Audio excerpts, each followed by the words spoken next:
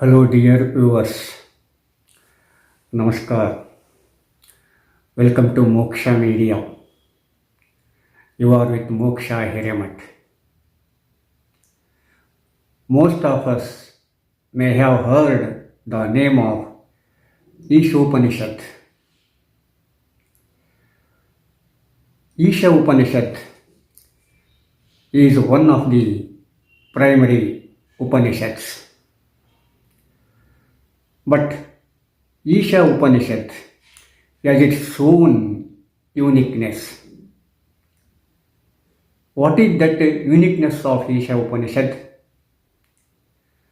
See, most of all Upanishads are appeared after Aranyakas.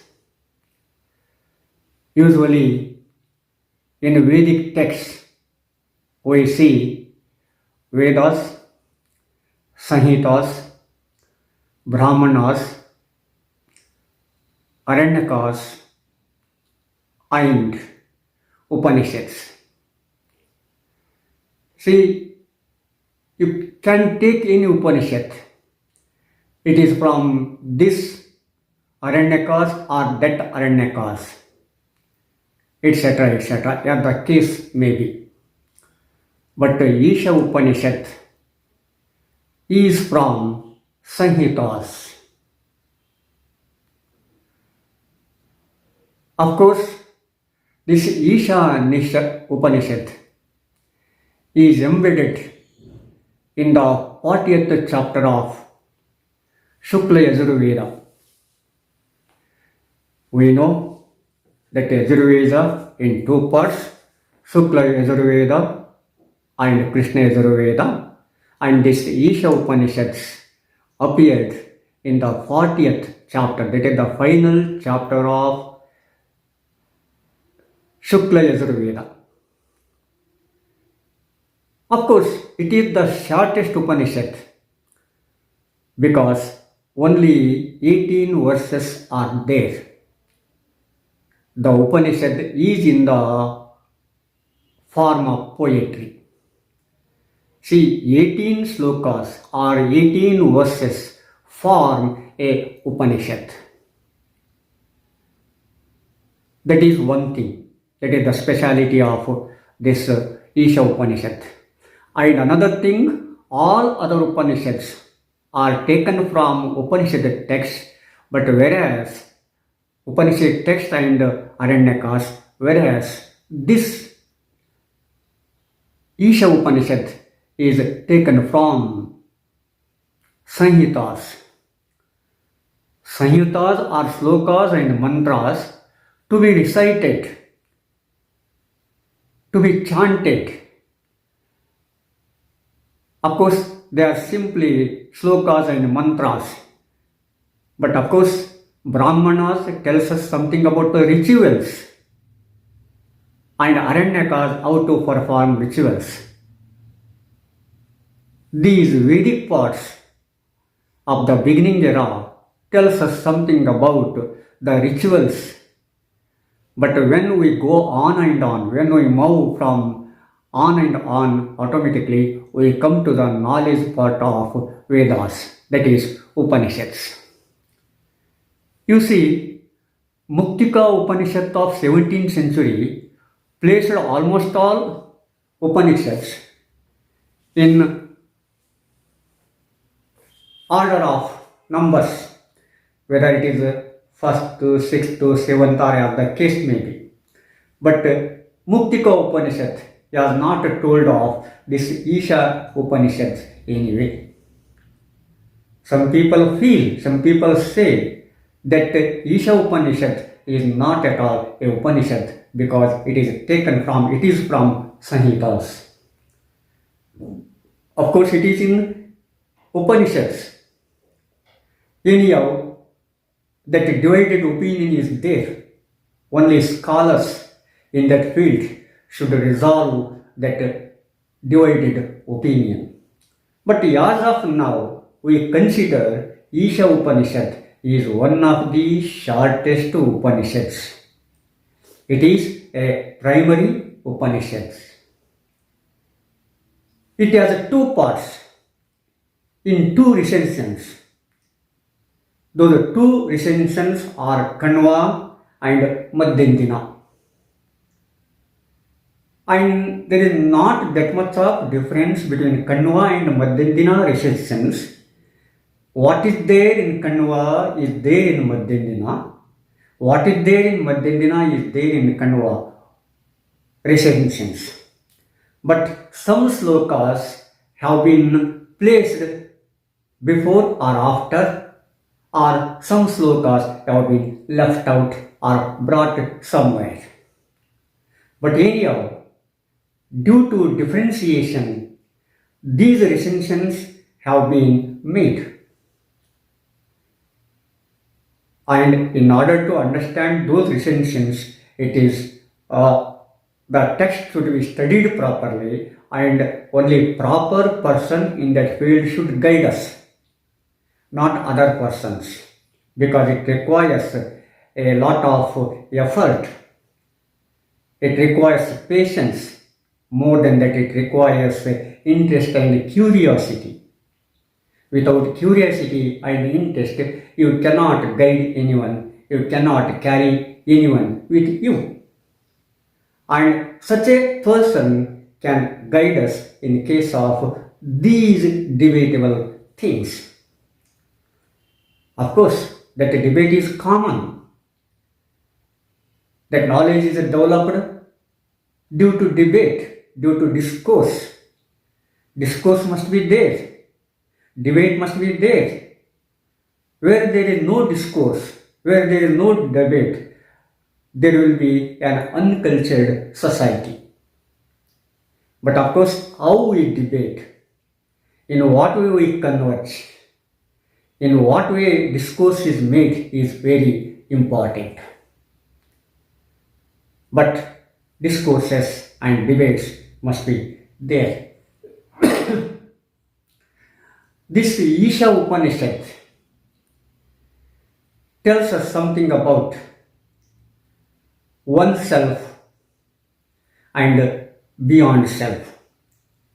That is, the chronology of Isha Upanishad might be placed in the first millennium BC. Some scholars say that it is pre-Buddhistic period. Some scholars conflict this opinion, saying that post-Buddhistic period. But anyhow, this controversy is there regarding some of the things in olden days. Of course, that is good, because that should lead to the discussion, that should lead to the logical point. With the study, with the scientific study, with the patience, effort, etc., etc. Isha Upanishad, I have already told you, is in the form of a poem. Only 18 slokas, 18 verses are there. And these 18 verses tell us something about the world, tell us something about the cosmic world. That is, one should have one's self. Oneself is there. And that oneself is there in everything. So, oneness in everything and everything in oneness. That is why that due to oneness in everything and that everything can be seen in oneness, and ultimately that oneness becomes very important, and man being the part and parcel of that oneness, he would become the part and parcel of that thing also, cosmic world also.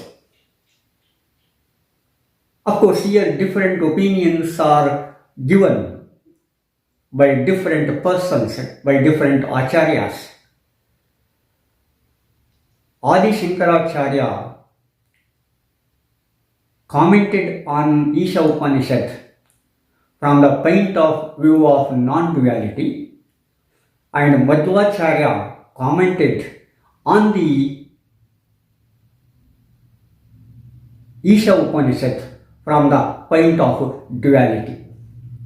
See, whether it is Madhvacharya and Adi Shankaracharya, both of them commented on almost all Upanishads, on almost all Vedic texts. In one way or another way, without referring to Adi Shankaracharya and Madhvacharya, it is very difficult to study the Vedic text, the Vedic parts. What they said is right or wrong, that would be a different thing. But we have to consider their opinion, we have to consider their comments. And we have to study them properly. We have to study them deeply. It should not be a study of going to a hotel and having a cup of coffee or tea and discussing something. So that will not help here. It should require a study of depthness. And when we reach that level, of course, we can comment on their comments. But of course, comments should be recommented, no doubt about it.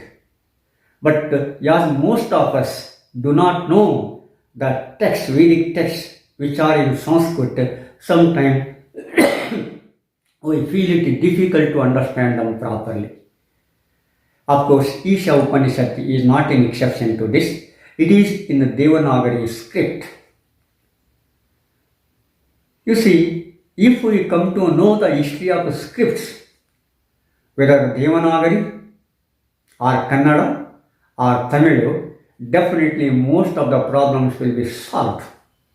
Because while scripting these texts, some changes are made due to the memory, due to the time, due to the speech sounds, due to the changes, due to the happenings and understandings, etc., etc., etc.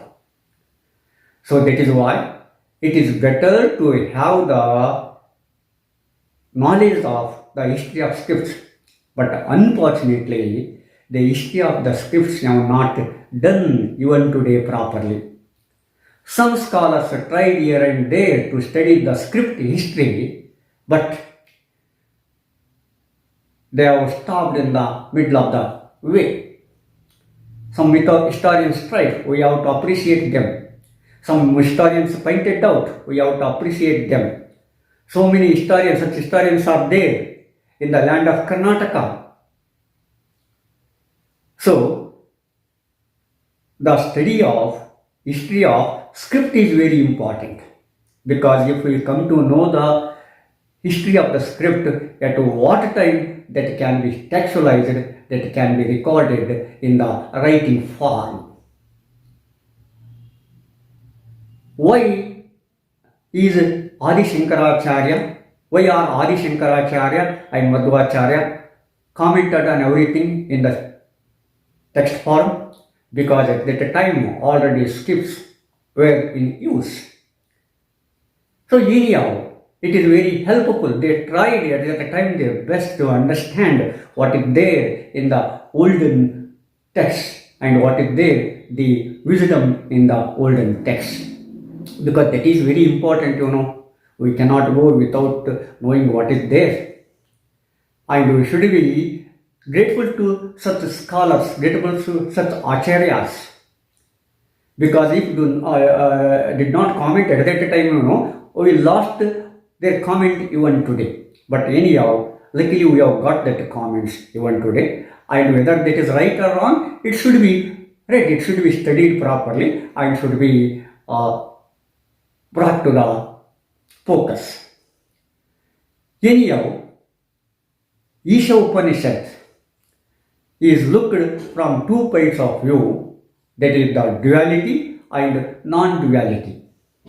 That is the oneness, and another is not oneness, but it is near to God. See, near to God. That is, two are different, and one does something, but near to God doesn't become God. But one does something and becomes a part of that, and becomes oneness in that and becomes the part and parcel of that cosmic energy and becomes, that is, he merged in that cosmic energy and he becomes a cosmic energy. That is very fantastic, I think, because as we go on and on, if we comment like this, if we try to know the things, it is very interesting. So at last, some scholars give the primary sentence of the Isha Upanishad. The primary sentence, the primary dictum of Isha Upanishad is I am E. So it simply says I am E. When I say I am E, E is I also. Is it? That is a logical conclusion. When I talk of a children, there must be parents. Is it? So when I talk of I am E, E is I also. That means that oneness can be seen, oneness can be understood, oneness can be felt. That is why one self is very important. That one self is E. E is our Lord. He is our owner. He is the possessor of everything. He is the creator, status quo maintainer, and destroyer. So, like this, Isha Upanishad goes on and on, revealing the ancient wisdom of olden days in its text.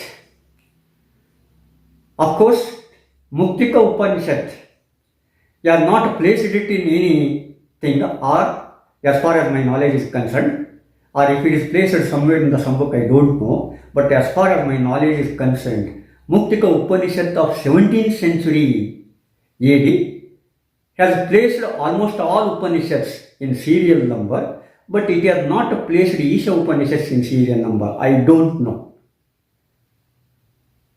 Because Muktika Upanishad of 108 Upanishads is very important for our study also. Why it has not placed, why it has not given serial number for Isha Upanishads? Whether there are a different opinion, maybe different opinions are there. They must be there. But we should know how to solve them in the background of the history, in the background of the knowledge, in the background of the accumulation of knowledge, in the background of the development and advancement of knowledge, etc., etc. So, Isha Upanishad in this background is very important. That is, it is the shortest one. It is from Samhitas, that is, it is an embedded 40th final chapter of Shukla Yajurveda, and it tells I am E. Of course, it refers to oneness, that oneness is there in everything. So, when man becomes oneness, there is no difference between him and the cosmic world. That is why that one self is merged with the others, and others and ones are mere something. They will become the part of the cosmic energy, and then we can see other things also. Of course, it makes the difference between avidya and vidya. Avidya is there. We should take into account avidya, because avidya tells us how to live, how to avoid death. Avidya tells us how to make property, how to become prosperous. But Vidya makes us immortalized. Vidya makes our life an eternal one. That is very important. So in this background, that Isha Upanishad says something is near, at the same time something is far away. It is just like a choir sound. When we listen the sound of a koel, cuckoo sound of a koel, we feel that it is very near to us. And at the same time, we feel it is far away from us. Like that, it is near and far away. It is avidya and vidya. And man should try to liberate from this avidya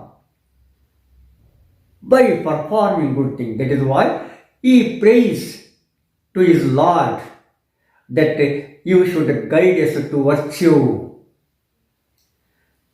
Take us away from vices.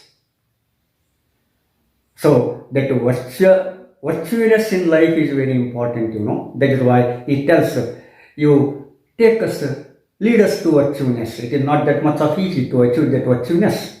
But without virtueness, man can't live. Of course, that vices do not leave us. Especially we Indians talk of Shadvargagalu, Kama, Krodha, Mada, Motsara, Moha, etc., etc. That is the lust, love, so many things. But it is not that much of easy to overcome them. But Indians have their own way to overcome them. And from their ways, from those concepts, they overcome those things and try to become human beings and try to present something towards a good society, towards a good family. Wherever that link is broken, definitely we have faced the problems. But due to so many things, due to westernization of education, due to loss of easternized knowledge, and due to the production, due to the transport, and due to the owning of the production, etc., we have westernized ourselves, and while westernizing ourselves, we have forgotten the precious Eastern knowledge.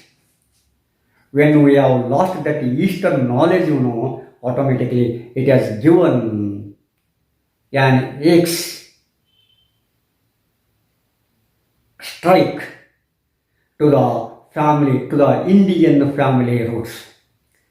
Especially some people are trying to cut that link who are interested in some other extracurricular activities. But you see, if we come to know that, if we come to know the limit of westernization and the knowledgeability of easternization and its culture and wisdom, definitely we can keep the society on the track. That means whatever is good in westernization, in western, should be accepted, no doubt about it. Whatever is not good should be rejected. So the same thing can be said of this. Of course, India is famous for its assimilation and at the same time dissimulation. Indian culture is entirely different,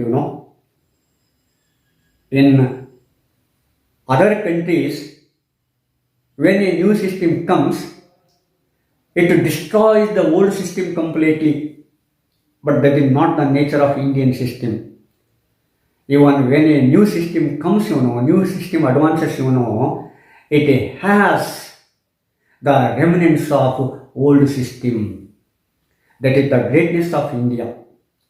We have to understand that. If we understand that greatness of India, of course, the fate of Indian families, especially nowadays, would be different, would be fruitful, would be futurable. Oh Lord, let me guide us to that, let me take us to that virtue, to that target. Dear viewers, share and subscribe. This is the 136th episode of my video. I hope you know it. Please subscribe and share it. And see you in the next episode. Namaskar.